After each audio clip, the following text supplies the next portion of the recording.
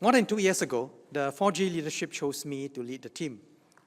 We have bonded as a team and have worked well together since.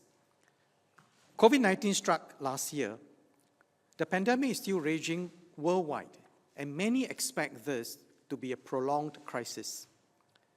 The virus has also accelerated significant structural shifts, such as strategic competition between major powers, discontent with globalization, and the digital revolution. Also, we must deal with the challenges of an aging population and a desire for greater diversity in politics. Our top priority is to deal with the immediate crisis and keep our people safe. I thank PM for his commitment to stay on until the crisis is over, so that he hands over a Singapore that is in good working order to the next leader. The next Prime Minister should have a sufficiently long runway to master the demands of leading our nation, formulate and see through our longer-term strategies, and win the confidence and support of Singaporeans to build this shared future together. This year, I'm 60. I will be close to the mid-60s when the crisis is over. Now, when I also consider the ages at which our first 3 prime ministers have taken on the job, I would have too short a runway should I become the next prime minister then. We need a leader who will not only rebuild Singapore post-COVID-19, but also lead the next phase of our nation-building efforts. When I had a stroke in 2016, with the great work of my medical team and the care and encouragement of my family, friends, colleagues, and fellow Singaporeans, I recovered fully. Having worked with PM, ESM, and MM, I know that the top job imposes exceptional demands on the office holder. It is in a very different post-COVID world, the demands will be even more exacting. While I'm in good health today, it is in the best interest of the nation for someone who is younger to tackle the huge challenges ahead.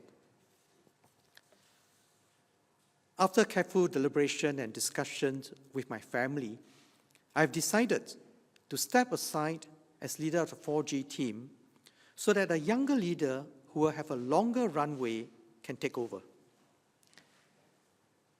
You know, when I stood in the election in 2011, it was not with the ambition to become the Prime Minister.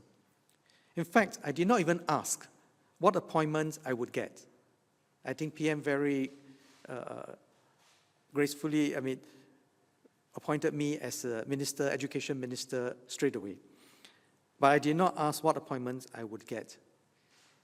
When, I grew up in a kampong, and the first time I saw the borders of Singapore was when I left Singapore for my overseas study in the UK. The first time I was on a plane, the first time that I used a fork and knife. Now, so, my life has been uplifted in significant ways. So has been my family and those of, my friends in school. So, when I was asked, so I've been in public service since the age of 19, and I've been serving in various capacities throughout. So when I was asked, in fact, several times, each time I turned down, but eventually I contested in the 2011 election. Now, I believe that Singapore politics should not be about self, but what is good for Singapore and how we can continue to create the conditions for our people to continue to uplift themselves, just as I have been uplifted. And which was why when PM appointed me as Education Minister, I was delighted because, the future of our nation is in giving our children the best possible education that we can give. So,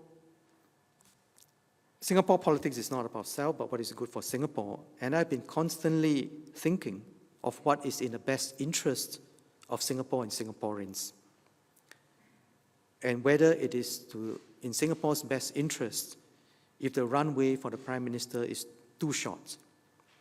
And this is especially so in a post-COVID world, because I think the disruptions brought about by COVID will be very significant.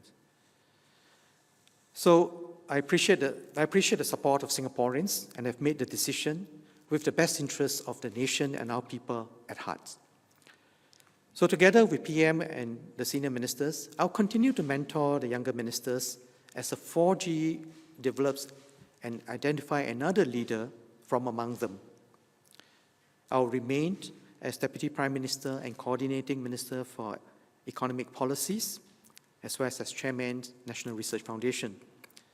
I'll continue to do my best in the service of Singapore and Singaporeans. Thank you.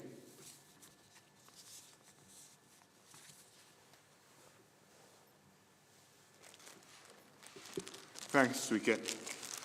Swee Keat's been an important member of my team for the last 10 years. I'd like to thank him for his many contributions in MOE and MOF, and especially in this past year. In MOE, he led many groundbreaking initiatives, for example, promoting excellence in every school, and also in character and citizenship education. And in MOF, with the Committee for the Future Economy, with the Future Economy Council following up on that, and then the COVID-19 budgets last year. In view of Swee Keat's decision to stand aside as leader of the 4G team, I discussed with him his future role in Cabinet. I asked him to continue as DPM and Coordinating Minister for Economic Policies, and I'm glad that he's agreed to stay on. He will have a full agenda, building on what he has started. There's urgent work to do to take our economy beyond COVID-19. This will also dovetail with his role as Chairman of the National Research Foundation, where we are making steady progress in promoting research, innovation, and enterprise. I also look forward to Swee Keat continuing to make broader contributions to government policy and to party work. However, DPM will relinquish the finance portfolio at the next cabinet reshuffle. I had discussed this move with DPM last year when we worked out cabinet appointments following the general election. We agreed that Budget 2021 would be an important budget, not an emergency budget like the 5 in 2020, but a budget to take Singapore beyond COVID-19. I told him it would be good for him to see through Budget 2021, and then he could give up the MOF portfolio to concentrate on the broader coordinating responsibilities. There will be consequential moves in other ministries, and I intend to announce the reshuffle in about 2 weeks' time. In the party, Swee Keat remains First Assistant Secretary General. There will be no change. Swee Keat has made a selfless decision to stand aside. His actions are made with the best interests of Singapore in mind, and they are fully in keeping with the spirit of public service and sense of duty that motivated him to step forward and stand for election when I asked him to do so in 2011. Nevertheless, as the 4G statement acknowledges, this is a significant setback to our succession plans. The 4G team want to give themselves more time to work out new succession arrangements. I've therefore agreed to stay on until such time as a new 4G leader is chosen and is ready to take over. Our immediate focus is on the health and economic crisis, but both they and I are very conscious that succession remains an urgent task and cannot be put off indefinitely. I think it will take longer than a few months, but I hope that they will reach a consensus and identify a new leader before the next general elections. I have no intention of staying on longer than necessary. Meanwhile, we must not lose focus on the country's pressing health and economic challenges. My cabinet will continue to work as one united team to overcome these challenges and lead the country forward. That's what Singaporeans expect of us, and rightly so.